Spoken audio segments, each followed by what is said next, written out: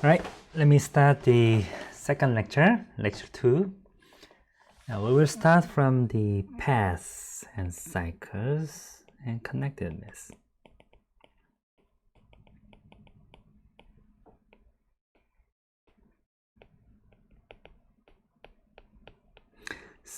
So let me, this is all the reviewing definitions from the Discrete course. So what is a path?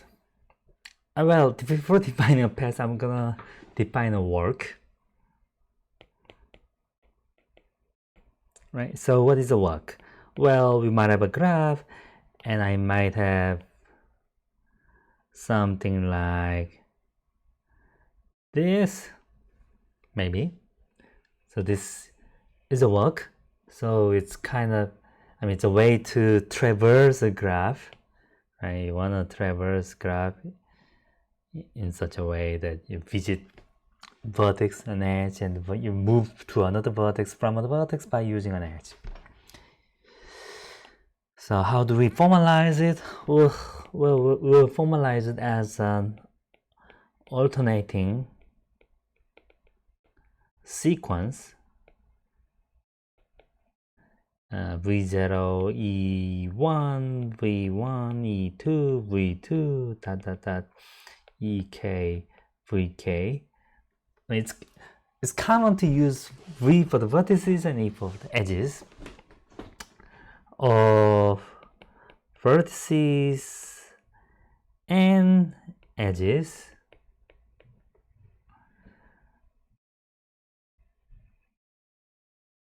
So vertices, V0, V1, V2, Vk are vertices, and E1, E2, Ek are the edges. Such that, okay, let me say a work from V to W. Then the V0 is V, and Vk is W. So you start from V and end at W. And now there are many ways to make wrong definitions. For instance, you want to say that EI is an edge from Vi minus 1 to Vi. So let me just say this way, Vi minus 1, Vi is the set of ends of EI for each I from 1 to up to K. Okay? And also K is an integer. K is non-negative integer. So that's the definition of work. So remember, I cannot say that instead of this, if I say Vi minus 1 and Vi are incident with EI, if I say it this way, then it's incorrect definition, because I might use, like, let's say this is A1B, then I might say A1A. This is not what I would call a work, because if I use 1, I have to arrive at B. So these are wrong definitions. If I say Vi minus 1 is not equal to Vi, well, that's also not a good definition, because it's possible to use a loop. In this case, A1A is a work if 1 is a loop. So because of that, I cannot say that I cannot add this condition to the above line. So this looks like the best possible condition to define a work. Okay, so that's what we call the work. And we say a work is closed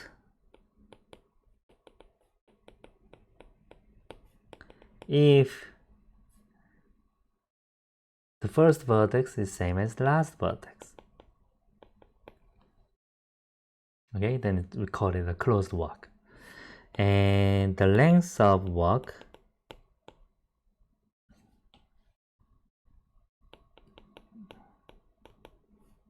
is the number of edges. So whenever we count the length of walk, we count edges. All right.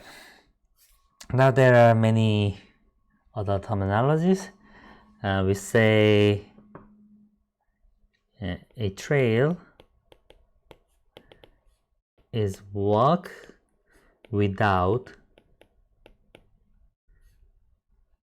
using an edge more than once.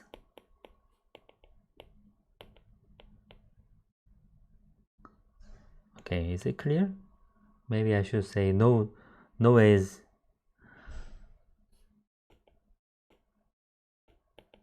without visiting, okay, any edge more than once. That's a trail. What about, and then there's same notion for path, for vertices. So path is a walk without visiting any vertex twice. Okay, let me just more precise, more than once. Right, so that's a path. So here's an edge and here's a vertex. Now, what is circuit? Our circuit is a closed trail, right? So what is circuit? Is closed walk which doesn't use any edge twice or more. What about path? No, cycle. I might want to say that cycle is a closed path, but unfortunately there is no closed path except the single vertex, right? Length 0 path is a closed path, and that's the only path that is closed, because the first vertex is same as last vertex. So instead of saying a cycle is a closed path, I'd like to say that a cycle is circuit in which no vertex is used more than once, except the first. Okay, this is always somewhat annoying, but okay, let me say it this way. Cycle is closed walk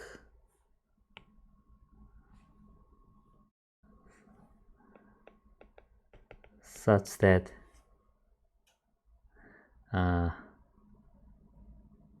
okay, let me say this. Closed walk V0, E1, V1, E2, V2, EK, VK,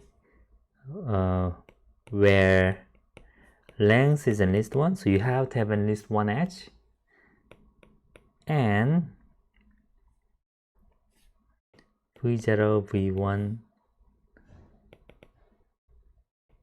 Vk minus 1 are distinct, right? So except the first and last vertex, which are actually same, all other vertices are distinct. Then it's called a cycle. And it's common, right? It is common that we identify cycle as a subgraph. So let me just mention. Sometimes we think of cycles and paths as subgraphs. But the reason is, if you look at the subgraph, if you look at the subgraph made by path, you can find out where up to the directions. There are two possible paths, right? You can start from V to W and end at W, or you can start from W and end at V. But except that it's the same path. For the cycle, it's same. As long as you determine the initial point, initial vertex, you can, and also orientation, you can find this alternating sequence of vertices and edges. So it doesn't matter much. So commonly, like for instance, we might use notations like VC for a cycle C, right? So it's a set of vertices or a set of edges. This kind of notation is, this is notation used for graphs, right? But we still use it for cycles and paths. You may use it for circuits as well. All these things you may use, but for circuits, it's not clear how you're gonna transform subgraphs to this alternating sequence of vertices and edges, right? If you look at the circuit,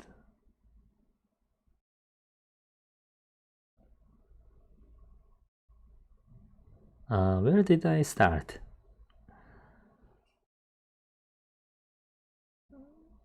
One, two, three, four, five, six. Yeah.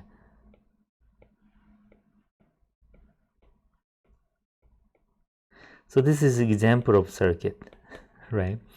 But now, if you look at the graph, if you look at this subgraph induced by, made by circuits, a circuit, you can never guess which direction, which order you traverse, right? Because, well, there are so many possibilities, right? You can end up here, and then next one, I think I go this way, 1, 2, 3. So unless you specify this ordering, you cannot discover, you cannot discover the actual order, actual sequence of vertices and edges. So this is circuit, but not a cycle. Circuit is really like this. Cycle is really like this. So every cycle is a circuit, but not every circuit is a cycle. This is an example.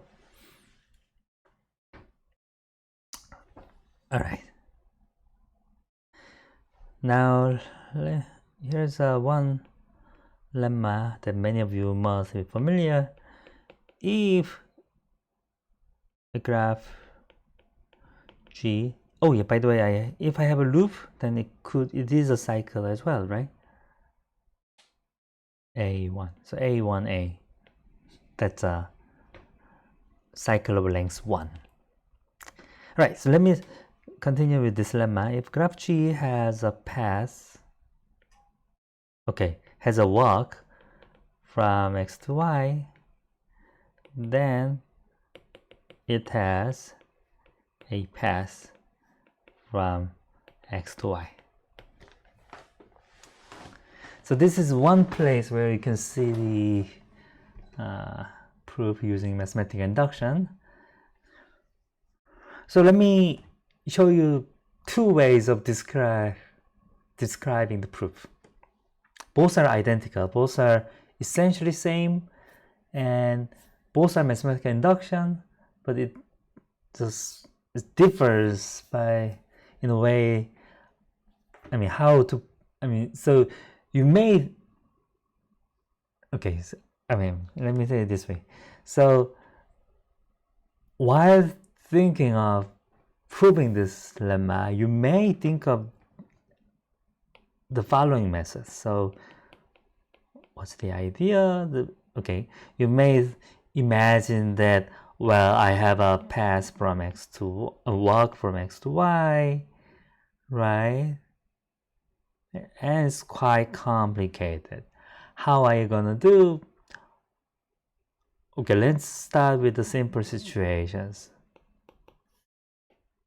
Well, you keep removing this part, Okay, if I visit same vertex twice, I remove it. And you may want to say that, okay, let me remove these unnecessary segments repeatedly, right? If I keep removing, I don't know whether this is probably okay or not, but if I keep removing unnecessary parts, eventually I would claim that, oh yeah, it will arrive at a pass. And this is essentially correct, but in order to write a proof professionally or more mathematically, you don't want to write such an algorithmic proof, because if you describe in an algorithmic way, you have to have a mathematically rigorous proof saying that this process must terminate. And that proof is actually same as proving the original lemma by using induction. So I would suggest you to find the induction proof. So proof for using induction, and so you need to find the good claim. So in this case, how do we find the good claim to prove it by induction? All right. So there are two ways to present the same proof. So they are both identical, but you can use whatever. And I'm gonna use whatever, whichever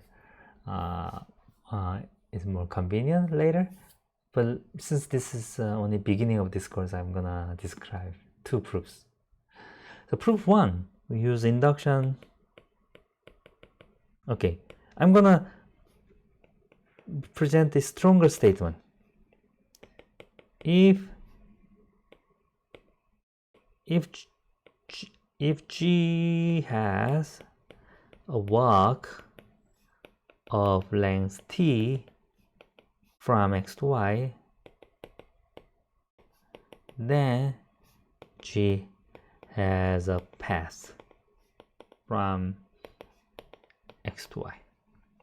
Okay, so I intentionally added a parameter to the induction claim, and this makes it life a lot easier to do induction. So proof. How do we prove? Okay, we proceed by induction on t, right? Right, so, and then it is trivial if t is 0, right? Surely. Okay. Well, actually, I don't need to say that in this case, but let me first iterate. Let W be a walk of length t from x to y. So if W is a path, then we are done. This is what we're gonna prove. So I can assume that W is not a path.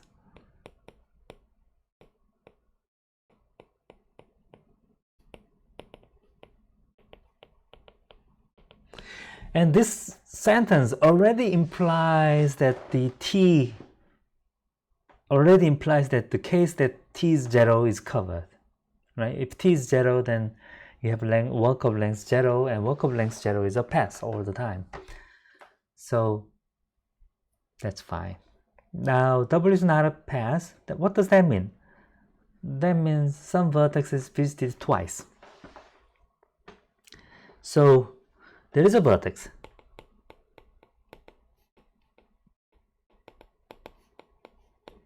visited by W at least twice,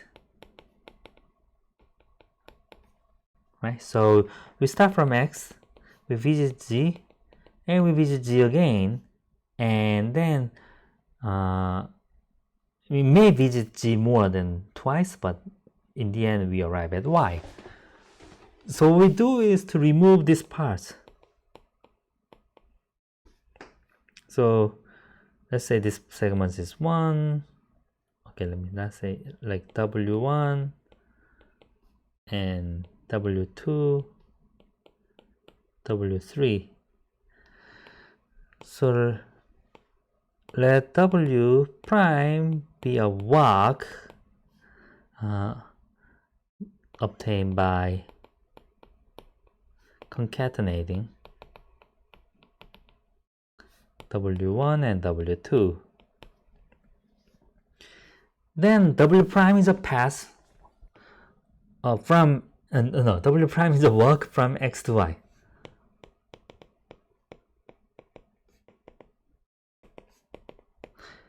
And whose length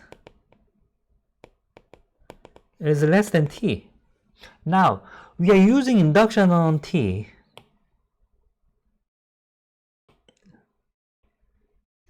Right? I'm using induction on T. So this already means that I'm assuming that the statement holds for smaller values of T. This is how I would present the proof by induction. So as soon as I write that we proceed by induction on T, that already means that I'm going to assume that the statement is true for smaller values of T. So right now we have proving the case when T is the current T. Now this W prime has a length smaller than T. So that means by induction hypothesis,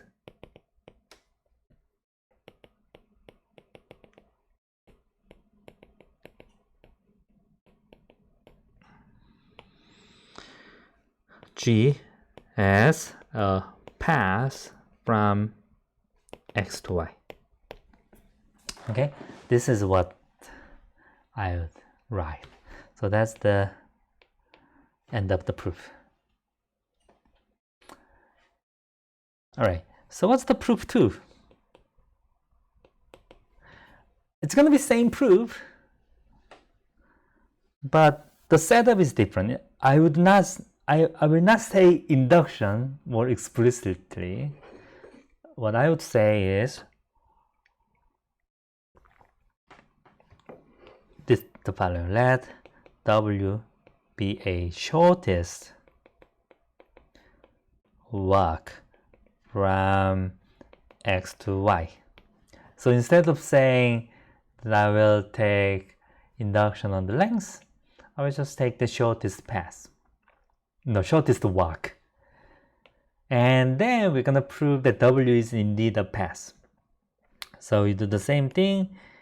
If W is not a path, then W can be decomposed into something like this. I'm not going to repeat the same argument again, but then you can obtain W prime by removing E segments from G to G, right? Now, W prime is a shorter, strictly shorter walk from X to Y. And now the ending is different. This is contradiction,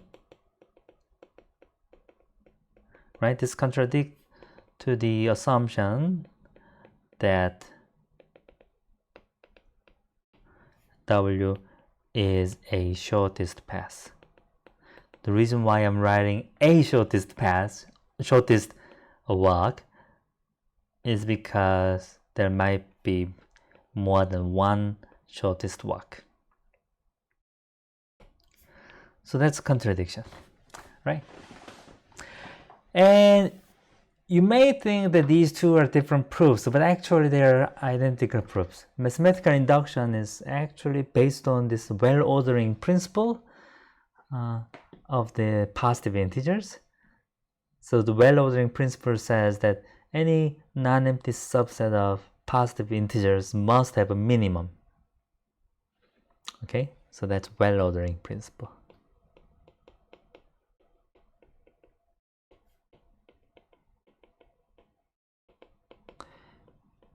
Any non-empty subset of positive integers has a minimum.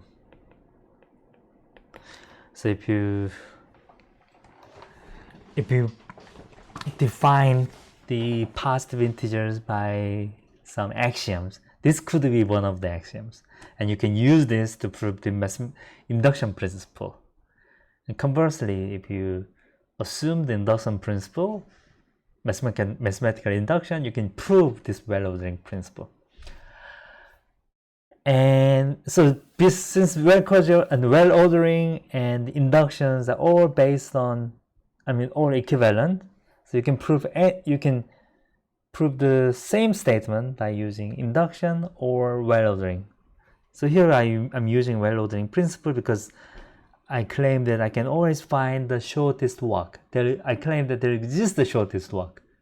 The reason why there exists the shortest walk is because non-empty subset of natural numbers must have a minimum. Okay? All right. So, yeah.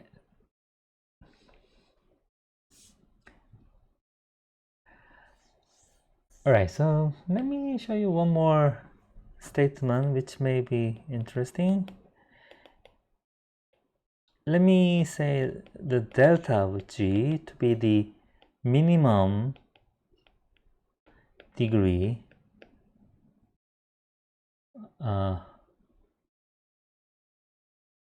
of vertices of graph G.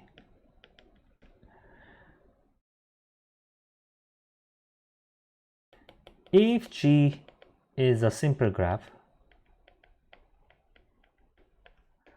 then G has a path of length delta of G.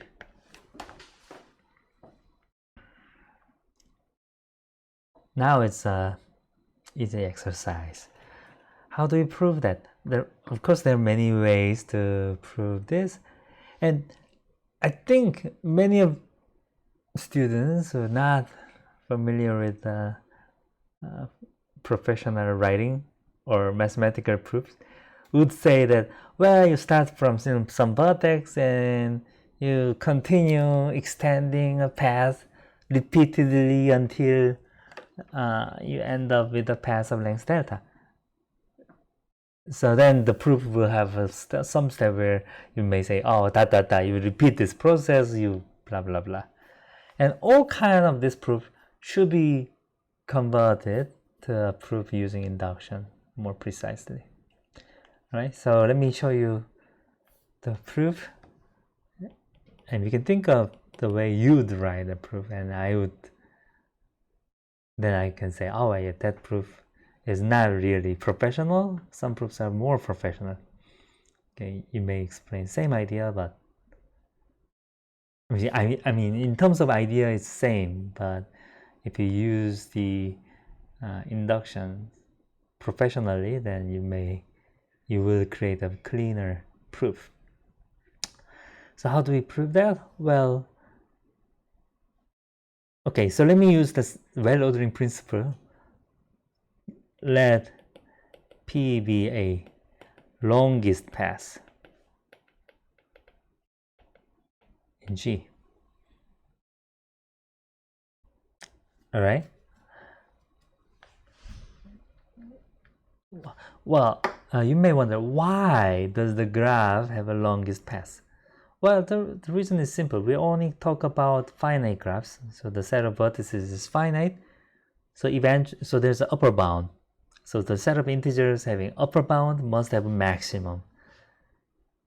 So there must exist a path whose length is maximum. So that's the longest path. So let me just write P as V0, E1, V1, E2, V2, EK, VK. So if K is less than delta, then if K is less than delta, right? So that means if the length of this path is less than delta, then the number of vertices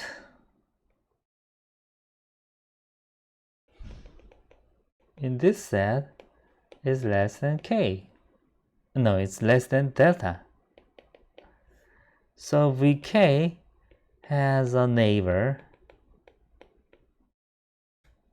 w, right? Not in this set.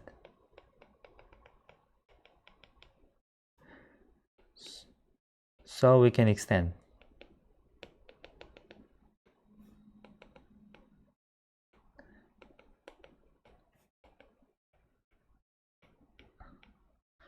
And that's contradiction. So therefore k is bigger than delta of g.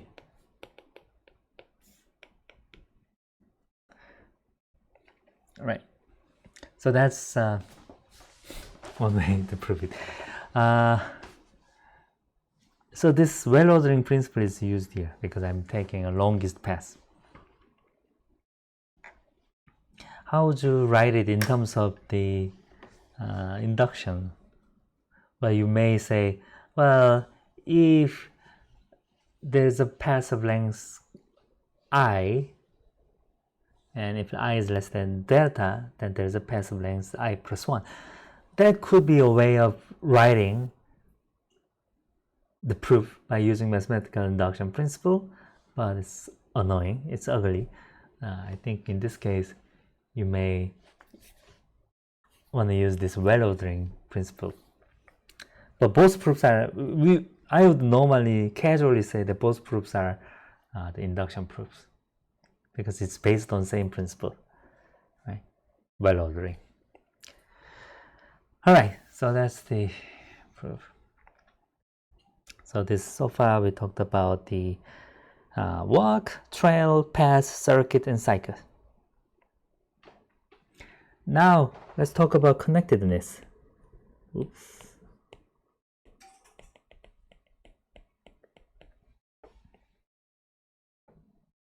Right, a graph is connected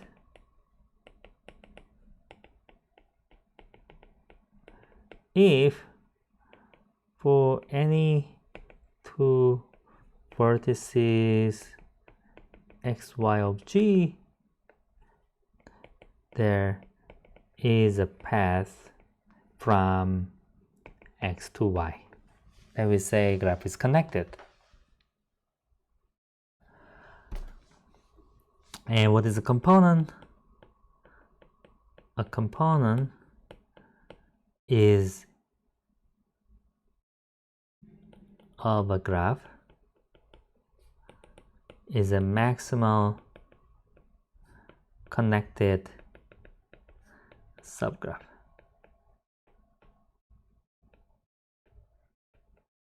Of G. Subgraph. Right, so for example, if I have a graph like this, so this is connected. And if I have a graph like this is disconnected. And this piece is a component. Right?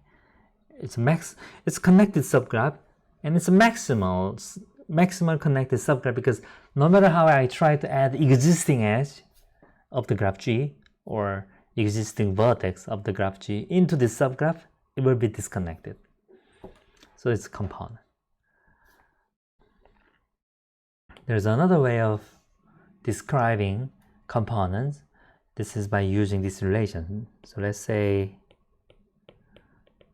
x is equivalent to y for two vertices x, y in graph G. If G has a path from x to y, then it satisfies three properties. There is a path from x to x, and if there is a path from x to y, then there is a path from y to x, right? And if there is a path from x to y and y to g, y to g, then there's a path from x to g.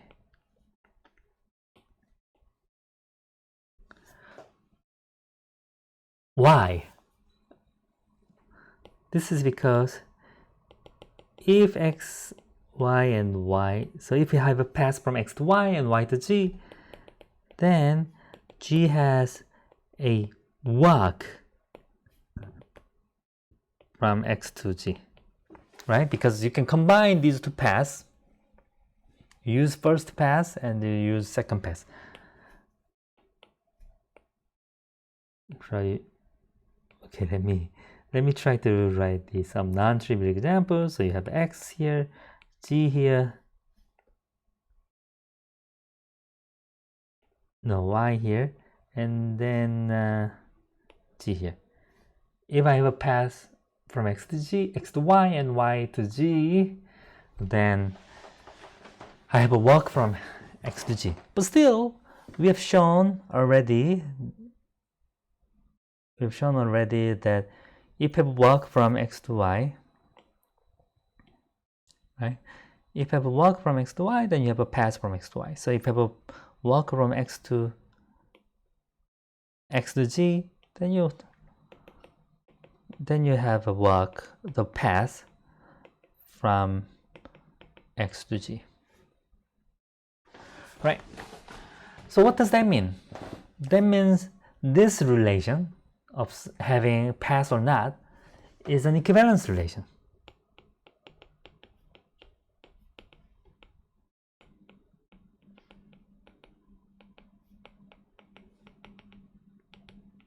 Because it satisfies all these three axioms for being equivalence relation. So this is reflexive and symmetric and transitive. And it's well known that if you have an equivalence relation, it partitions the ground set into equivalence classes, right? So inside the equivalence classes, any pair of them are equivalent, right?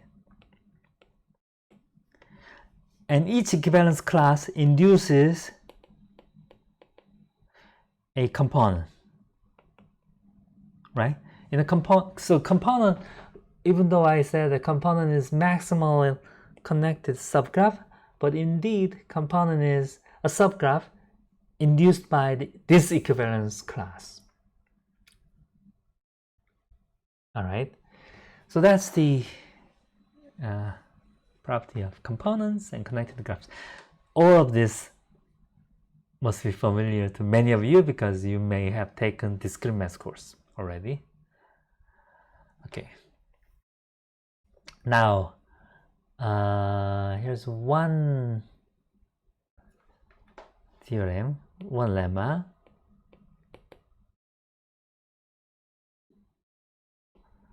Okay, I mean this already implies that no two components, right? Okay, so the component is same as saying the subgraph induced by an equivalence class of this thing. So this induces that if C, D are components of G, then VC intersection VD is empty, or they are equal. Okay, let me say C is equal to D. Right? It's not possible to have a proper intersections. Right? Either they are equal or disjoint. All right, here's one lemma that certifies when a graph is connected. Right? So G is connected if and only if G has no partition. Okay, VG has no partition A, B. So the vertex A cannot be partitioned into two sets such that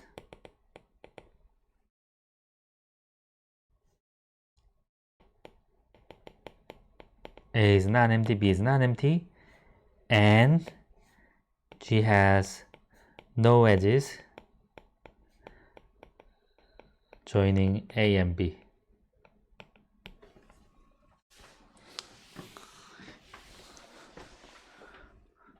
What does this mean? If I have a set A and set B, and if I know that there is no edge between A and B, and this is non-empty and that's non-empty, then there's no path from A to B. No path from vertex in A to vertex in B, because any path from a vertex in A must stay inside A because there's no path, no edge from A to B. So that means graph is disconnected. So that proves the backward direction. For the forward direction, suppose graph is connected, then you must have paths from A to B, and therefore at least one edge in this sequence of edges must cross, must be joining a vertex in A to vertex in B. So there's no such partition. So it's easy to prove. Now, why is this interesting? Why is this lemma interesting? This lemma says a common feature of theorems in graph theory course. What is common? Right? If somebody comes to you to ask, is this graph connected? And you want to say yes. How do you say that? Well, you can look at the definition. The definition says if you want to convince someone that graph is connected, you can just say, you can just need to present a path for every pair of vertices. And the number of pairs is n choose 2 if you have n vertices. So what you can do is, okay, here's a list of paths. For any pair of vertices, I have this path. This would be a silly answer, but still, it's not too bad because you only have a polynomially many pairs of vertices, and the length of path is bounded by the number of vertices, so you're not wasting a lot of space. And you can still present the certificate, right? Solutions, and the other person would go back and grade your solution and say, oh, okay, this is correct, this is a path, this is path, this is path, and you checked all pairs of vertices. So therefore, graph is connected. Of course, there are more clever ways to certify that graph is connected, but let me just say a simple way based on the definition of connected graph. All right, now, if someone comes to you and asks, is this graph disconnected, right? And if you just want to use the definition of connectedness, then now you find it difficult, because if I want to say that graph is not connected, then I have to find a pair of two vertices. This part could be easy. I have to show two vertices, and then I need to show that no path connects x to y, right? No path joins x and y. How do you do that? Well, there are many paths, right? Number of paths starting from x could be enormous, right? If I have a complete graph,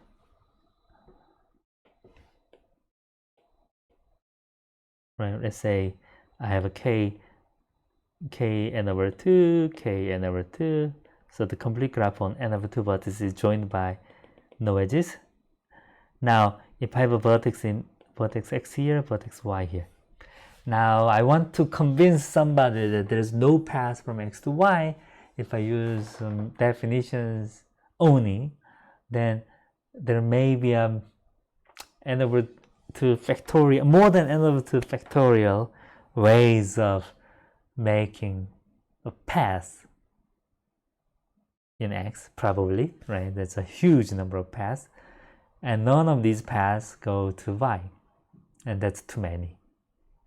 Instead, so that's not a good certificate, right? Your TA will be unhappy, right? If you present that kind of solution, the grader will be unhappy. The solution is too long. But instead, you can present this thing, right? Here's a partition of the vertex set into two sets. Then, and so that there's no edge from left to right. Then the TA could check that claim, right? There's no edge from A to B, and both are non-empty.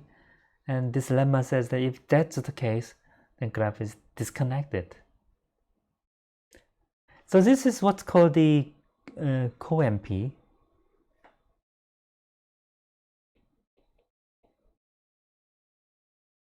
NP, right? So NP is the problem that has a short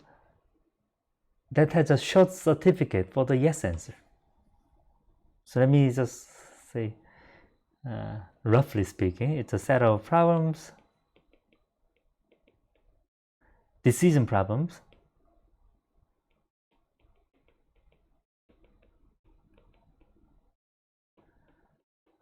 having a short answer for short proof for yes answer. And co-MP is a set of decision problems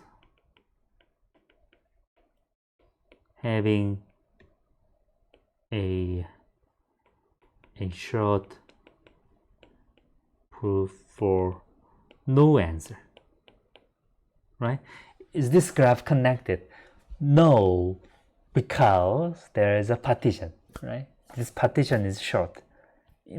To describe the partition, then you only need a polynomial amount of space. So what this lemma says that the property of is graph G connected. This property is in MP because definition itself is MP. You can describe paths for any pairs of vertices. And also it's in co-MP because you can find the partitions describing disconnectedness. Right. So this decision problem of saying is this graph connected? This problem is MP in the MP intersection co-MP. There's a common conjecture. I mean, it's now it's old, but it's a conjecture believed by many people is that P is equal to NP intersection co-NP. What does that mean? That means any problem that has a short proof for yes answer and short proof for no answer must have a must be solvable in polynomial time. This is a set of problems that you can solve by in polynomial time. And so if you believe this conjecture, you may believe that, oh, there must be a polynomial time algorithm to decide whether or not graph is connected, which is the case, which is true. And we will see later in this course that many properties of graphs fall into this category. So it's in MP and in co-MP. Then people wonder, what can we do? And then they find the polynomial time algorithm to prove that the polynomial time algorithm to find. Yeah, so the P is problem set of decision problems that one can find a short proof for yes or no answers in polynomial time.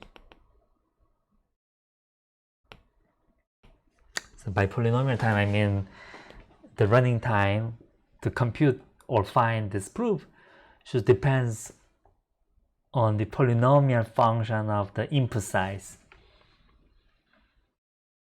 All right, I mean, for many computer science people, this is common knowledge. All right, that's it. How about the next topic is trees, right?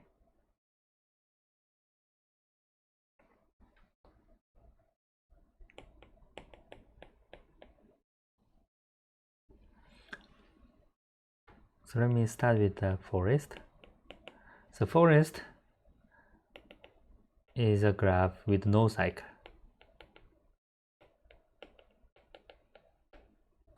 And tree is a connected graph with no cycle.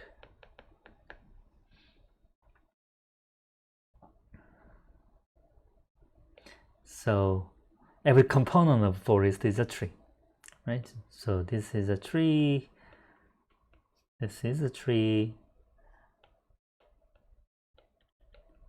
For 4 vertices, I might have more trees, right? Are they all? Yes. Right.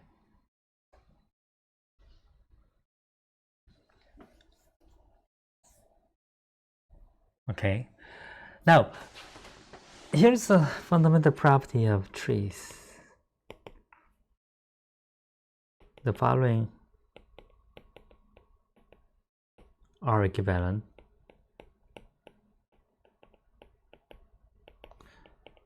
For a graph T.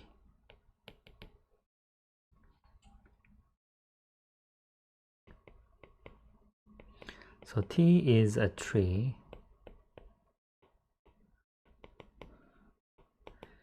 Any two vertices of T are linked by a unique path.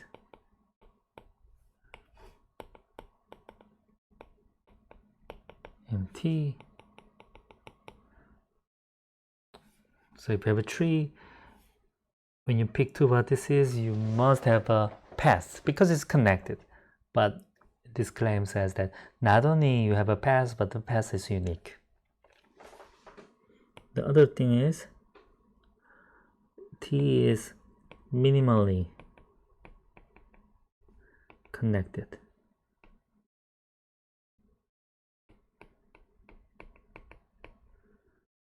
Meaning that T is connected, but T delete E is disconnected for any edge E. The last property is T is maximal, having no cycles. So that means T has no cycles, but T plus E has a cycle for any edge E not in T.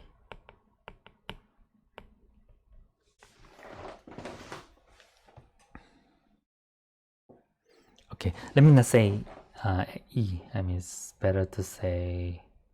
Oh yeah, it doesn't matter. Okay, T plus, yeah, but you may add T plus XY for any XY in VT. Yeah, this might be better. So this was one of the common exercise problems for the discrete math course. So you may have seen it. Probably I will skip the proof. All right, so once we prove that, let me show you the next theorem.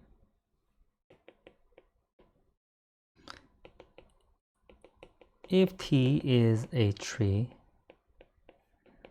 then number of vertices of T is equal to number of edges plus 1. All right, so how do we prove that? We prove by induction on number of vertices. Okay, number of edges, let's say. So if number of edges is 0, then it's trivial, right?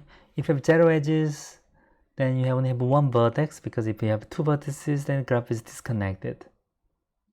Now 1 is equal to 1 plus 0 plus 1, so it's okay.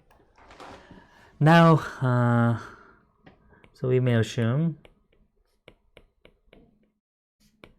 number of edges is not 0, so let E be an edge in T, and then let's look at the T delete E.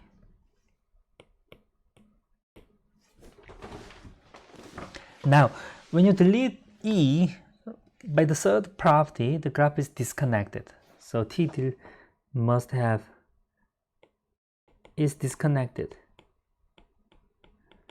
And not only it's disconnected, it has two components. Precisely two components. Because if you have more than two components, then when you add the E back, it's no longer be connected. So that's contradiction. T is connected. Now, let's say these two components are T1, T2, then by induction hypothesis,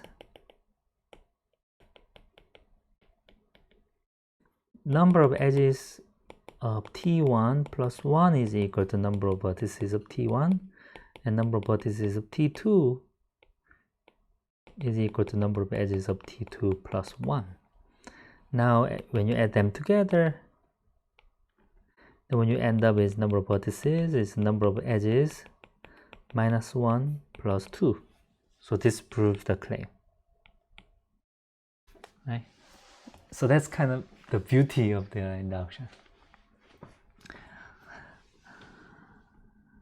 Now the last property as a corollary of the previous fact is that every tree with at least two vertices has a leaf. So what is a leaf? It's a vertex of degree 1. Proof. Why? Because sum of the degree of the vertices in the graph T is equal to the number of vertices, number of edges times 2, which is equal to number of vertices minus 1, so it's less than twice number of vertices. So the average degree of the vertices, now average degree of the tree is always less than 2. And by the P-general principle,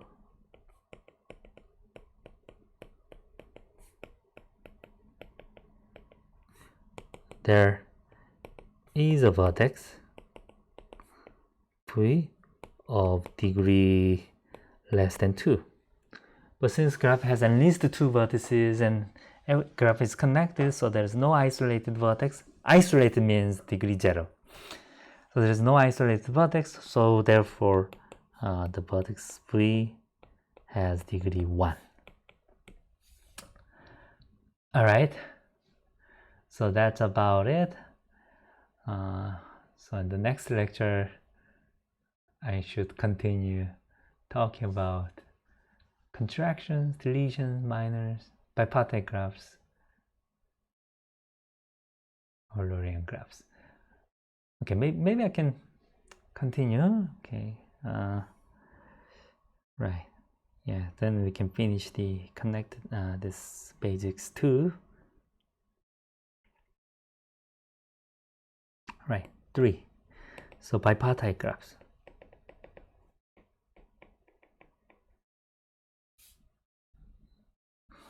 So graph G is bipartite if VG admits a partition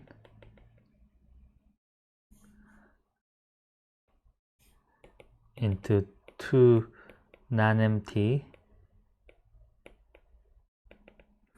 subsets AB such that every edge has one end in A, another end in B. Okay, and such a partition is called a bipartition of G. So bi means two, so graph can be partitioned into two, then it's called bipartite. So not every graph is bipartite. So for instance, this is bipartite. You can partition into this way and that way, right? All the edges are from green to red. Let me put numbers 1, 1, 2, 2. If you look at the 5 cycle, then this is not bipartite. By symmetry, let's assume that this is let's assume that this is green, so 1.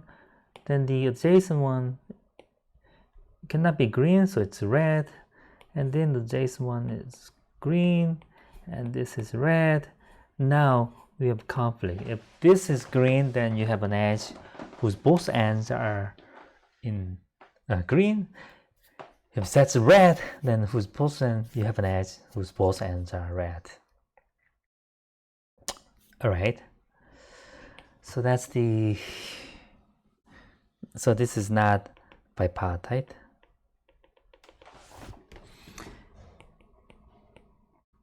Okay, so here's the theorem. The graph G is bipartite if and only if G has no odd cycle.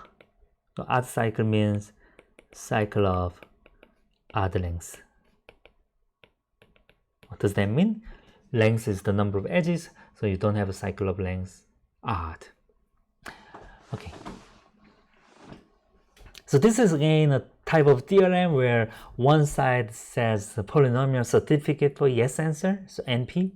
One side says polynomial certificate of no answer, co-NP, right? So if you want to certify someone that graph is bipartite, you want to show the partition. If you want to certify the graph is non-bipartite, you want to find another cycle. You want to present another cycle, and this is a short answer as well. Right, so how do we prove? So this forward direction is trivial. You have seen it already. The backward answer. Suppose the graph is not cycle, you want to prove the graph is bipartite. Let's do the induction on number of edges. Right.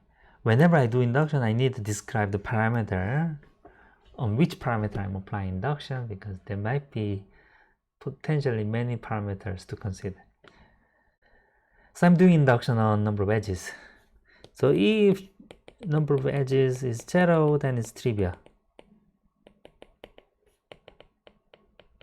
Right, graph is bipartite because any partition would be fine. Oh, but I made a mistake in the definition of bipartite graphs. Can you notice someplace? Yeah, so I should delete this. I should delete that. That's a typo. Why? Because if I have only one vertex graph cannot be bipartite under this definition, under the previous definition, because it can never be partitioned into two non-empty sets. But I still want to call it a bipartite graph because one vertex graph never has an odd cycle unless it has a loop. Yeah, but right. So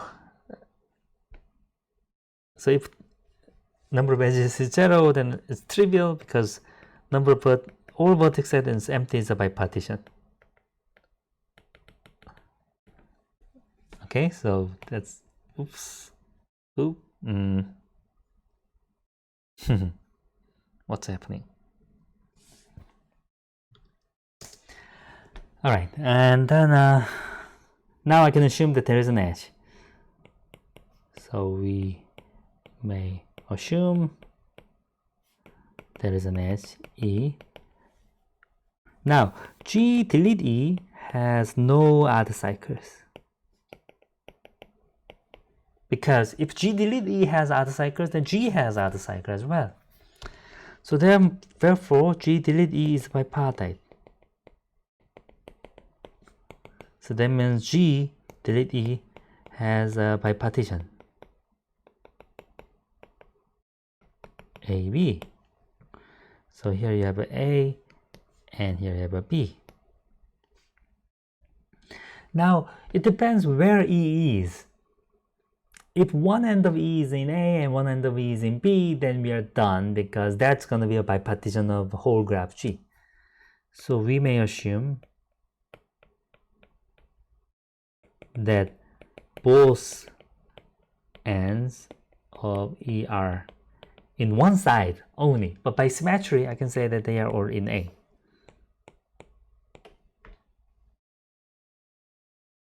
Again, let's draw a graph like this. Okay, now what should we do? So let's say XY be the ends of E. If G delete E has a path from X to Y, then G has an odd cycle, right? Because if I have a path from X to Y not using E, then that has even length because all the edges are from A to B. So you go from A to B, B to A to B, B to A. So the length of this path is even. You add 1, so that's odd. So that means contradiction.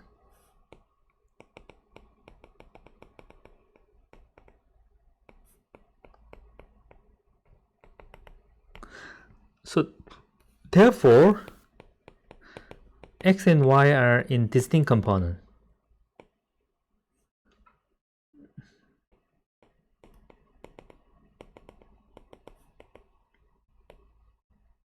Right? So I can partition graph into up and down. Right? So here is an X, here is a Y. So A VG can be partitioned into, let's say, CD such that G has no edges from C to D, and X is in C and Y is in D. So this is CD and this is AB.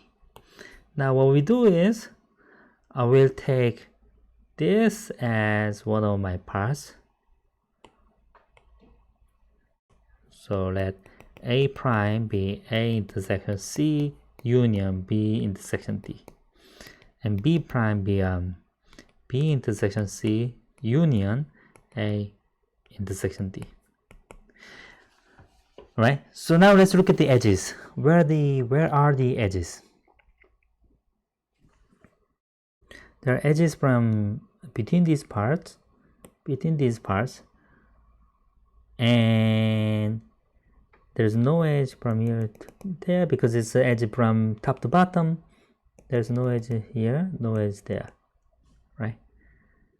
Now, if you look at the edges, all the edges are between the red and the outside.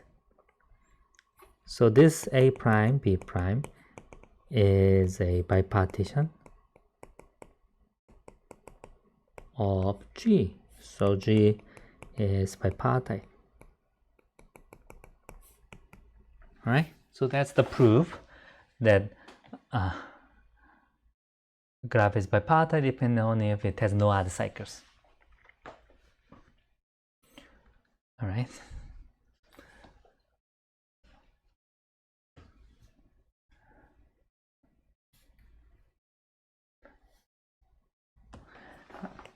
Now, what's next? I'm gonna talk about, maybe I can finish and then continue in the next video.